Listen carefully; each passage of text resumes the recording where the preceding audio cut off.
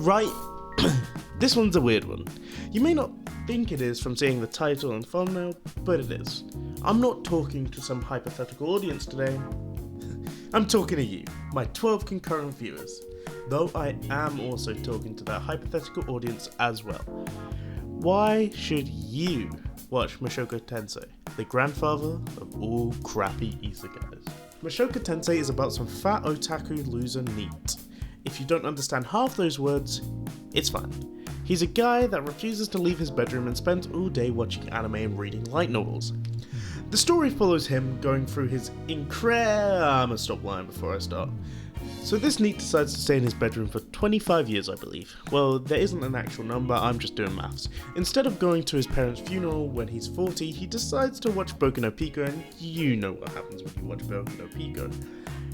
His 3 younger brothers decide that he's not worth it anymore and beat his ass up with baseball bats, and they destroy everything he owns after kicking him out. I'm going to be extremely honest with you.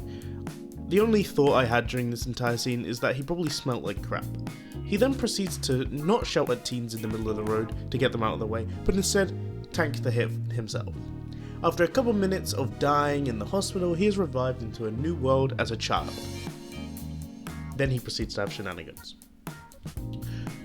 I watched this whilst violently sick, delirious, and tired. I can't remember whether the majority of that is in flashbacks or actually starts at the start of the series, but that doesn't matter. It still happens before he dies. Now we get on to the meat of this video. Why should you, my primary audience, the majority of you not being weebs, watch this anime? Well, it starts with the fact that this is quite possibly top 3 isekais of all time, but you don't care about that. You don't know what an isekai is. This show is just great. It has some homely moments and is funny often. The characters are fun to watch and are very realistic. It has fun fights when they happen, and it is one of the most extensive worlds from a world building point of view.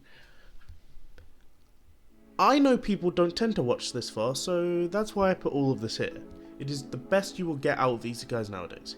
Yes, the bigger isekais exist, but if you are going to watch anyone, I would watch the greatest anime of the year, 2021, Mushoku Tensei, Jobless Reincarnation. Shut the fuck up about Attack on Titan, I will watch that when they bring back Sasha! Watch the end if you want to know why you shouldn't watch Mushoku Tensei, but I'll bring that up later. Because I put all of that there, I have things to flesh out. So here on out, there will be slight spoilers for both seasons of Mushoku Tensei. First of all, I want to talk about the world building. The world building in Mushoku Tensei is fabulous. What kind of world has the main character bring up that the world he is newly inhabiting has 3 different styles of using a sword whilst training with his dad? That also foreshadows a scene where the not physically capable main character, Rudius, knows a move is coming because of the style of his opponent. How amazing is that? And that his magic teacher tells him that there are certain levels of magic because she is teaching him intermediate magic, which is the second level up. Or that we are told that there are adventuring guilds because Rudius' parents were part of one, and they later show up on a multitude of occasions. Or how Rudius' dad's side of the family is a bunch of scum, as the show says. Why did I want to bring that up? Because it foreshadows something in the second season that I'd rather not spoil and want you to explore by yourself. Examples always work, but I need to explain why these are so good. The world building is often accompanied by some sort of foreshadowing, whether or not it is obvious. Like when the group passes the stone that has the strongest people on it, and the group hard carry says he wouldn't be able to fight the weaker ones. Obviously that's basic foreshadowing, oh yeah, but you're not going to expect that the strongest one shows up right away. And obviously they get into a fight because Rudius is an idiot and he is immune to curses, apparently. But you get it by now. The world building is great. So let's talk about my favourite thing in all of anime, foreshadowing. Foreshadowing is my favourite thing in anime because it's what makes Steins Gate so special, and it makes me feel like a genius even when I'm not close to what it is foreshadowing. I don't know how much of Mushoku Tensei is foreshadowing, but the foreshadowing I know is great. It adds a bit of work on the audience's part, but it also makes the story feel cohesive. What does that word mean? It makes stuff like, yeah. I honestly hope Editor Me didn't spoil that. He gets tunnel visioned. I don't know what writer me is on about. There's so much this could be. My point is that foreshadowing that Roxy's student had a crush on her whilst also foreshadowing that he's quite good at magic makes the story feel alive, instead of what he does later coming out of nowhere. It still would have worked, but the fact that it was said helps. One more for the road. Rudius being able to nuke a whole city foreshadowed a certain sentence by a certain dragon man later in season 2. Me saying is a hard carry is only because Rudius hasn't felt the need to blow up a city in season 2. One more, I swear, this is the last one. There's a little foreshadowing for a tiny moment in a fight. Eris is very stubborn and wouldn't willingly lose a fight, so when Rudius starts styling on her and she says that he beat her, it means that she was going to attack him again. He obviously saw it coming because, well, bullshit main character upgrades, but if you were attentive, you could have seen it.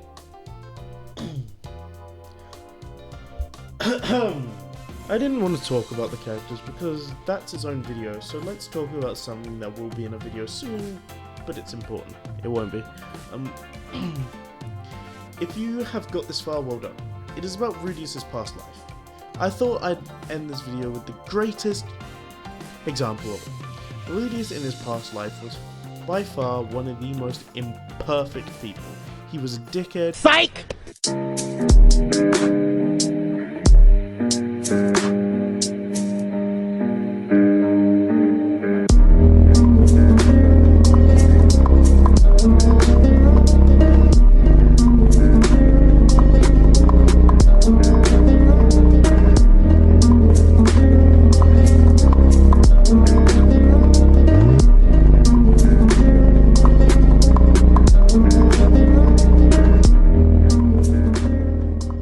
He was a dickhead, but he didn't want to become the thing he was the day he died. He didn't want to push away his only friend, he didn't want to stay inside for 2/3 of his life, he didn't want to become afraid of the outside. He didn't want it.